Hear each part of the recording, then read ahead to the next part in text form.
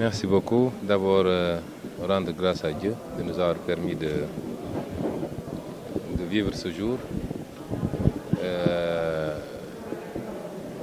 Remercier également toutes les populations de Ziguinchor pour d'abord la manière dont ils ont géré l'étape qui a précédé avec beaucoup de maturité et la manière dont ça s'est dénoué. Les remercier pour la confiance qu'ils ont placée à notre modeste personne. Remercier et féliciter M. le maire Ablaye Baldé, qui a été à la tête de notre commune pendant 12 ans, si je ne m'abuse. Le féliciter d'abord parce qu'il a abattu un travail important. Il s'est donné corps et âme pour faire progresser notre commune.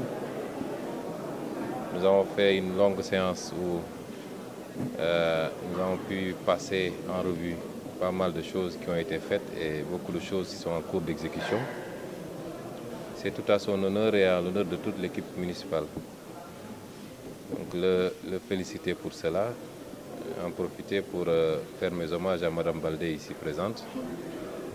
Le remercier également pour l'esprit dans lequel cette séance s'est tenue. C'est une séance qui n'est pas des plus faciles,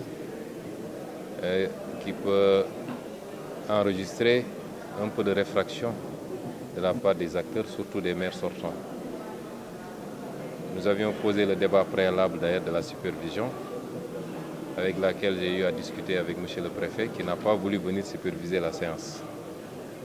Une passation de service se passe toujours entre trois parties, l'entrant, le sortant et un superviseur. Mais nonobstant l'absence de M. le préfet, nous avons pu, en responsable, nous avons pu procéder à cette passation de service dans les meilleures conditions. Et cela est dû à l'ouverture et à la transparence dont M. le maire sortant a fait preuve dans le PV qui a été établi, mais également dans la production de tous les documents que nous avons exigés et dans la clarté des réponses qu'il a données par rapport à toutes les questions que nous avons eu à formuler. Donc nous le remercions pour cette ouverture qui nous a facilité vraiment le travail aujourd'hui. Je voudrais également en profiter pour dire qu'avec le maire sortant, M. Ablaye Baldé, nous avons toujours eu des relations, certes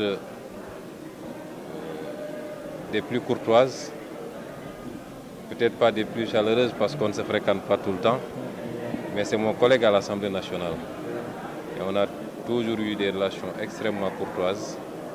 Je l'ai dit pendant la campagne, avant la campagne, je témoigne à lui un homme courtois, un homme d'une correction que tout le monde peut voir, même dans l'adversité politique. Je disais l'autre jour que même s'il m'a jeté quelques cailloux durant la campagne, je ne l'ai pas épargné également.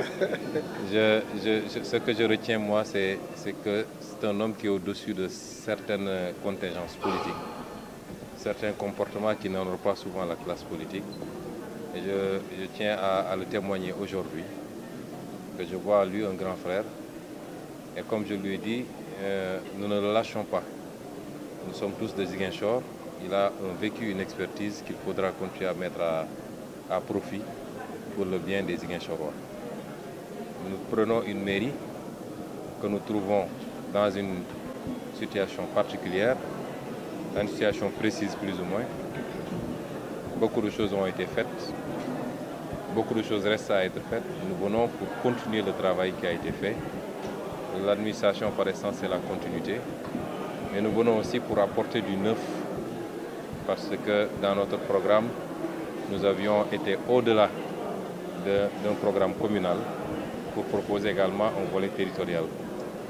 Et dans la réalisation de ce programme ambitieux, nous compterons sur tous les Ziguinchorois, toutes les Ziguinchoroises, tous les Casamassais et Casamassais, j'allais dire, au premier desquels M. le maire sortant, qui a, comme je le disais tout à l'heure, vécu une expertise. Et je le connais suffisamment généreux pour mettre ce vécu, cette expertise-là au service de sa collectivité, qui est la commune de Ziguinchor.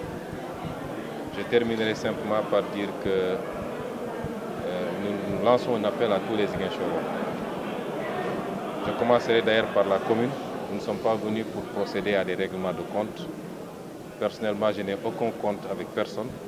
Je connais personne parmi les personnels qui est là.